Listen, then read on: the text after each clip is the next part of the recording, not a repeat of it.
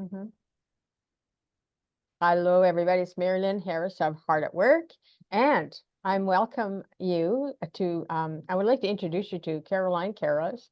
She's a really wonderful, gentle, kind human being, and she's part of the summit. So I'm really looking forward to having her on the summit this year. So, Caroline, would you like to introduce yourself and tell everybody a little bit about yourself and how you serve? Thank you, Marilyn, and I'm so honored to be sharing space with you and everybody else who has chosen to be a part of this very wonderful energy Mm-hmm. and vibration.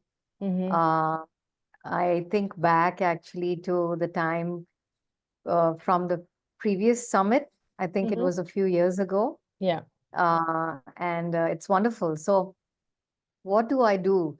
Sometimes I feel, most of the time, I feel that words kind of get in the way of our multidimensional Mm. reality and who we are. Mm-hmm. Uh, but I think it's also necessary to put language uh, to better perspect Mm-hmm. and reflect on who we are and who we are becoming. Mm-hmm. And through this journey, I believe that a part of my life purpose has been to facilitate growth and transformation for Mm-hmm. people in the personal space and also in the world of business. And I have been very fortunate to have many, many ups and downs um, that have provided me the opportunities Mm-hmm.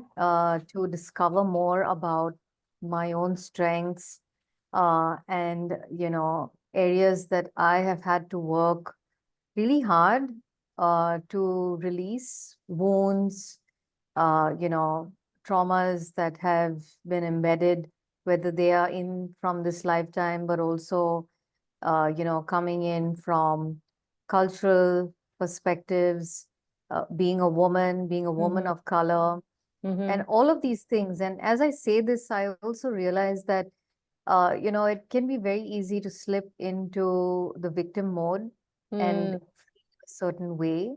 Mm-hmm. Uh, but I think it's very important for us to um, choose to consciously opt out of, and I digress when I say that we're living in a very volatile but very Right. powerful time Mm-hmm. in our current reality. And I think I connect that back to what I was saying. I think it's very important for us to anchor in within ourselves, to understand who we are Mm-hmm. beyond this reality, this 3D reality. Mm-hmm. And so coaching, speaking, being, an influencer, um, to support people to understand and understand who they are beyond their current realities, whatever wounds they're carrying into their reality, and to really ground fully in the present moment. Um, I'm very, very passionate about seeing women step into their courage. Mm-hmm.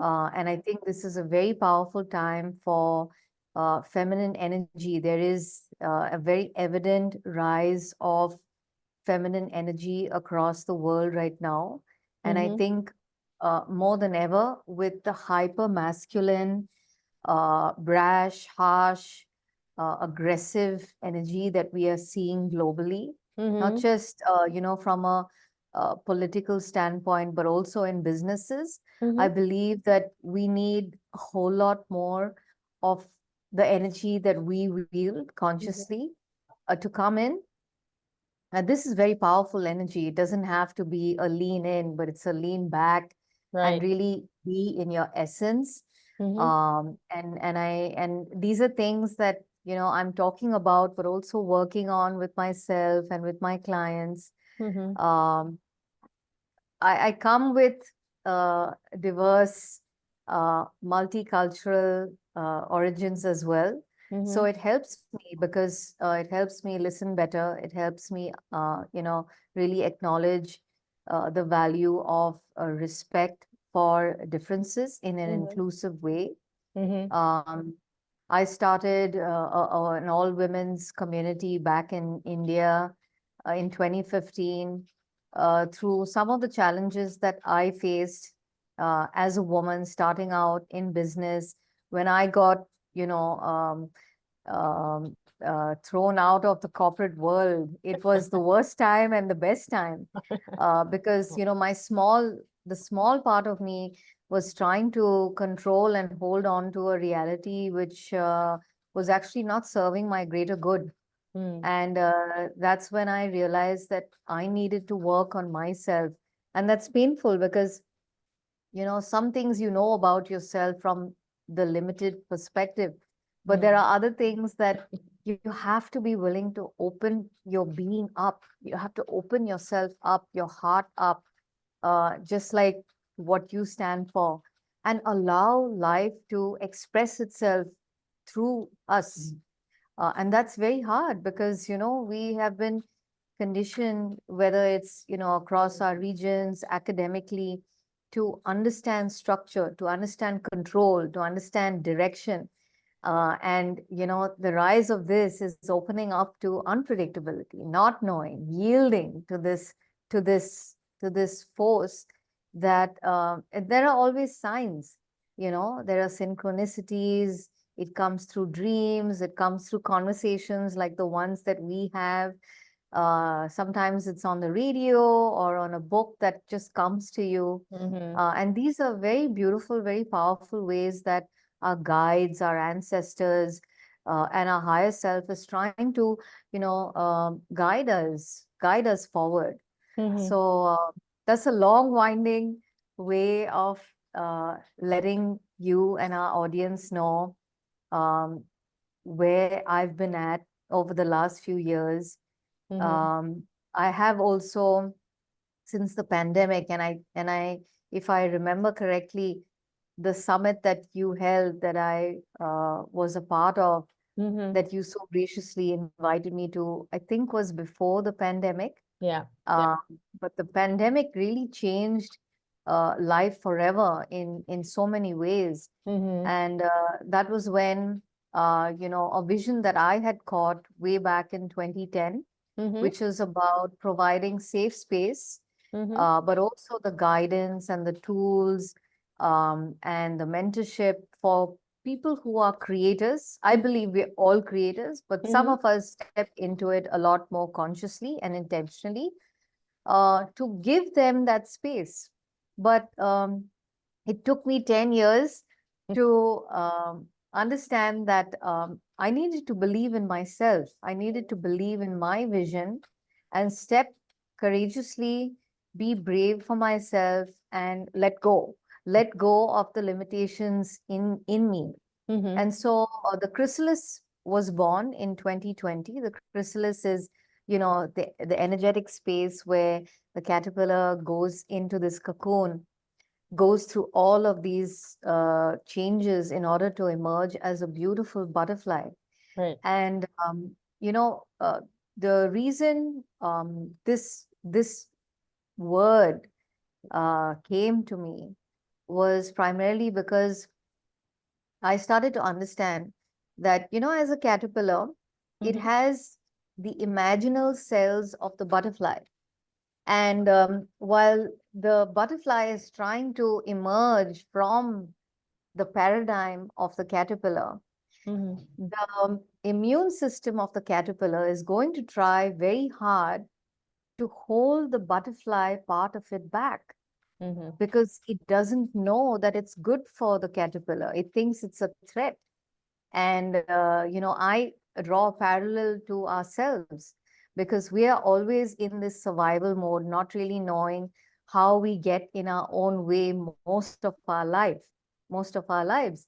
And so it would take the proliferation of these beautiful butterfly cells to overtake the immune system of the caterpillar in such a profound way that allows the butterfly to come forward. And this is a very painful process because, while we can watch and acknowledge the physical changes that are very evident between the caterpillar and the butterfly, there's also, the pain, the emotions, the physiology, and all of these inner things that are happening. And while I will take a moment to come back to the chrysalis and the project, I want to draw this analogy for us because a lot of times I think we live in a world where our emotional body, our mental body, and all of the other bodies, apart from the physical body that we carry, do not get the necessary love and compassion and the safe space that is required in order to go through all that transformation. And I think it's important for us to hold space for ourselves and extend grace to ourselves. Sometimes as coaches, it's very easy to extend grace to someone else, but we need to extend grace to ourselves as well, because all of these changes are hard, they're challenging. And, oftentimes we go through several egoic deaths, the dark night of the soul. And, we are questioning, is this really it? Am I doing the right thing? Should I go back? But, through those questions and through the doubts, when I sit to reflect and I pray and I meditate, I'm not going back ever. I mean, it's only going forward from here, regardless of how hard and challenging and unpredictable it is. And I'm kind of in this hot moment at the moment too. And, we know about that, about that behind the scenes as well. And so drawing all of that into the chrysalis, um, I gathered, a small team, and we launched a community of youth in Nigeria on the blockchain. And what we focused on through the chrysalis for a year and a half was working with them to teach and to train on the economic and financial tools available as a result of blockchain. And Africa is the second or third largest user of Bitcoin. And while, there is a lot of polarity in terms of usage, but also the deeper understanding of the utility behind it. And I didn't know anything about it before I got into it, but I jumped right in because, it kind of aligned. The opportunity came my way. Someone told me about it. It kind of aligned to that 2010 vision. And I said, yes, let's do it with the community that we already know. So we had about close to 200 youth in that community. And what I learned was, in places like Nigeria and other countries in Africa, whenever there is a geopolitical volatility or issues, banks just close. They don't have access to withdraw, receive, send money. And in some parts of the world, we take all of this for granted. We don't even think about these things, but this is a reality for so many people. And it really moved me because I realized if we could provide them the tools and the literacy in order to empower them to override many of these barriers, it makes their life so much easier to operate on a day to day. Go to the grocery store, buy something for their children. And I do not take any of this lightly because I think it's really, really important. So through this 1.5 year, I started to have deeper conversations with the youth. And what I learned through that, and what I also applied as a modality was pure and deep listening. I realized that a lot of the youth, if I were to compare it with another developing country like India, I feel that the investment the involvement in sustainability initiatives with respect to women empowerment, with respect to climate resiliency, is so intense and so high, the degree of involvement, that it really moved me, my heart, when I realized that with the limited resources that they have, if they, are being moved and willing to do the work that all of us should be doing for the planet at the moment, Mm-hmm. healing, restoration, being able to appreciate the limited resources that we have. I said, why can't we take Chrysalis to them? Instead of solutioning just financial literacy, let's embrace the entire, all facets, all spheres of sustainability. So 2023, by 2022 end, that was a decision that we collectively, came together on. And we said, instead of just focusing, our mentorship, our guidance, and all of Mm-hmm. these things that we were providing in a narrow way of just looking at the financial part, let's open it up. And so I started to again learn about sustainability. What is it all about? How did this come about? Why do we need it right now? How do we do it at a grassroots level? So Mm-hmm. 2023 has been very, very, it's been good chaos. Mm-hmm. It's been new relationships to activate, harnessing trust as a currency, because most of the time we don't meet many people like you and me, Yeah.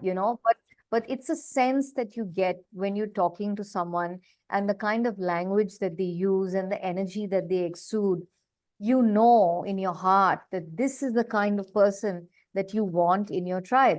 Mm-hmm. So 2023 has been all about opening up the sustainability landscape, working with the youth, not just in Nigeria, Kenya, Ghana, Zimbabwe, but being able to understand and to recognize what might be this one area, because sustainability, especially from a UN perspective, has 17 goals, and Mm-hmm. it's very, very inexhaustive, and we want to start somewhere. So we have kind of crystallized it, or allowed it to crystallize itself down to woman empowerment. So Mm-hmm. 2024 is the year, this year, when we have partners in Chicago, Arizona, in Africa, in India, in Germany, who have been willing to come together to make this a reality for 100 women in Africa. So that Mm-hmm. is really where my mind and my heart and my soul is at right now. There are a lot of modalities coming together with respect to it.